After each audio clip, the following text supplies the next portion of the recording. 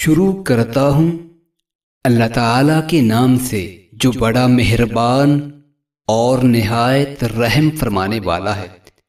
طارق بن شہاب کہتے ہیں کہ ایک مرتبہ حضرت عمر بن خطاب رضی اللہ تعالیٰ عنہ شام کی طرف روانہ ہوئے۔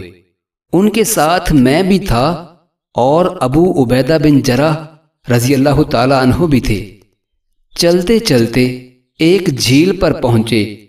حضرت عمر رضی اللہ تعالیٰ عنہ اپنی اونٹنی پر سوار تھے۔ آپ اس سے نیچے اترے، اپنے جوتے اتار کر کندھوں پر رکھ لیے اور اونٹنی کی لگام پکڑ کر پیدل چلتے ہوئے جھیل میں داخل ہو گئے۔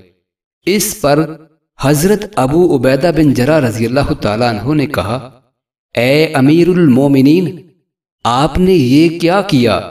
جوتے اتار کر کندھوں پر رکھ لیے ہیں اور اونٹنی کی لگام پکڑ کر پیدل چل رہے ہیں۔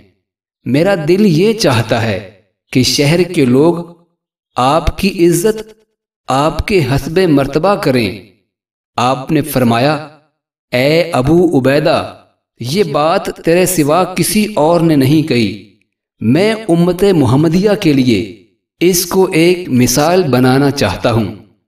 ہم ذلیل و رسوا لوگ تھے، اللہ تعالیٰ نے اسلام کی بدولت ہمیں عزت بخشی۔ اب اگر ہم اللہ تعالیٰ کے دیے ہوئے مقام عزت کو چھوڑ کر کسی دوسری جگہ عزت ڈھونڈیں گے تو اللہ تعالیٰ ہمیں ذلیل کرے گا۔ معزز ناظرین، اللہ تعالی ہم سب کو نبی رحمت صلی اللہ علیہ وآلہ وسلم کی ان احادیث مبارکہ پہ عمل کرنے کی توفیق عطا فرمائے، آمین۔